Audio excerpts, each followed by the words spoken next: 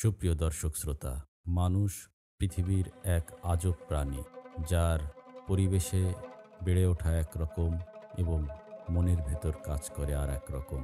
হ্যাঁ, মানুষের এই বেড়ে ওঠা ও তার দ্বিচারিতা নিয়ে আজকের ফিল্মটি টম শ্যাঙ্কহেল্ড পরিচালিত ২০০৬ সালের একটি মুভিটির নাম দ্য মুভিং ফিঙ্গার। তো বন্ধুরা, চলুন অল্প কথায় গল্প শুনুন।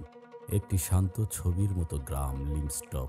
জেরি বার্টন, একজন সুদর্শন যুবক, একটি গাড়ি চালিয়ে গ্রামে প্রবেশ করে। তার পাশে বসে তার বোন জোয়ানা। তারা দুজনেই সম্প্রতি অসুস্থতা থেকে সেরে উঠেছে এবং গ্রামের মনোরম পরিবেশে বিশ্রাম নিতে এসেছে। জেরি এবং জোয়ানা লিমস্টেকের একটি সুন্দর কটেজে ওঠে। তারা স্থানীয় মানুষদের সাথে পরিচিত হয়। মিসেস ল্যাংস্টেপ একজন বন্ধুত্বপূর্ণ মহিলা এবং তাদের প্রতিবেশী, এবং ডাক্তার প্রিচার্ড গ্রামের স্থানীয় চিকিৎসক। কয়েকদিন পর জেরি এবং জোয়ানা একটি বেনামি চিঠি পায়। চিঠিটি অতি কুরুচিপূর্ণ এবং ব্যক্তিগত আক্রমণাত্মক মন্তব্যে ভরা। তারা প্রথমে এটিকে গুরুত্ব দেয় না, ভেবেছিল কোনো স্থানীয় ব্যক্তির রসিকতা হবে হয়তো। এরপর গ্রামের অন্যান্য লোকজনও একই ধরনের বেনামি চিঠি পেতে শুরু করে। চিঠিগুলোতে তাদের গোপন বিষয় এবং দুর্বলতা নিয়ে কুৎসিত মন্তব্য করা হয়, যা গ্রামে শান্ত পরিবেশকে বিষাক্ত করে তোলে। মিসেস ল্যাংস্টেকের স্বামী, যিনি দীর্ঘদিন ধরে অসুস্থ ছিলেন, তিনি মারা যান। মৃত্যুর পর মিসেস ল্যাংস্টেপও একটি বেনামি চিঠি পান, যেখানে তার স্বামীর মৃত্যু নিয়ে জঘন্য ইঙ্গিত করা হয়। তিনি মানসিকভাবে তখন ভেঙে পড়েন। পরিস্থিতি আরও খারাপ হয় যখন ডাক্তার প্রিচার্ডের স্ত্রী মিসেস প্রিচার্ড রহস্যজনকভাবে মারা যান। তার মৃত্যুর আগে তিনিও একটি বেনামি চিঠি পেয়েছিলেন। পুলিশ তদন্ত শুরু করে, কিন্তু কোনো স্পষ্ট সূত্র তারা খুঁজে পায় না। জেরি কৌতূহলী এবং অনুসন্ধানিচ্ছু হওয়ায় নিজেই রহস্যের কিনারা করার চেষ্টা করে। জোয়ানা প্রথমে তাকে নিষেধ করে, কিন্তু পরে সেও জেরির সাথে যোগ দেয়। জেরি এবং জোয়ানা গ্রামের বিভিন্ন লোকের সাথে কথা বলে, তাদের আচরণ পর্যবেক্ষণ করে এবং বেনামি চিঠির প্রেরকের সম্ভাব্য উদ্দেশ্য বোঝার চেষ্টা করে। তারা জানতে পারে গ্রামের অনেকেরই গোপনীয়তা রয়েছে, যা চিঠিতে উল্লেখ করা হয়েছে। তদন্তের সময় জেরি স্থানীয় তরুণী মেগান হান্টারের প্রতি দৃষ্টি আকর্ষিত করে।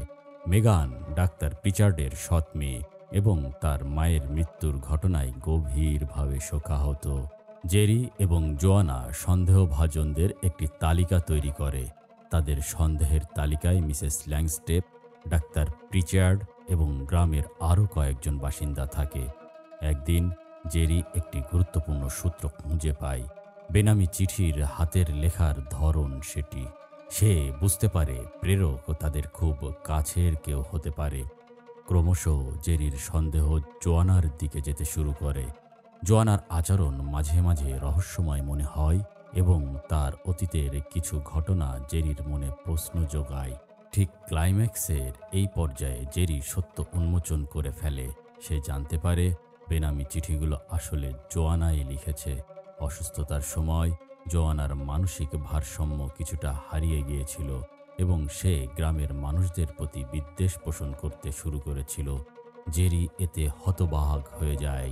সে বুঝতে পারে তার নিজের বোনই গ্রামের শান্ত পরিবেশ নষ্ট করেছে এবং অন্যদের কষ্টের কারণ হয়ে দাঁড়িয়েছে। জোয়ানা তার অপরাধ অবশেষে স্বীকার করে নেয়।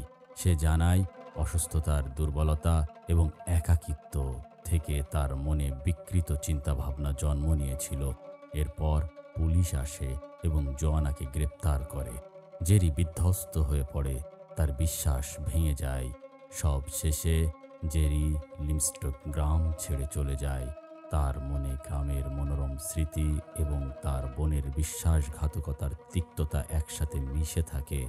সে বুঝতে পারে বাইরের শান্ত আবরণ ভেদ করে মানুষের মনে কতটা অন্ধকার লুকিয়ে থাকতে পারে। আর সিনেমাটি এখানেই শেষ হয়। ধন্যবাদ।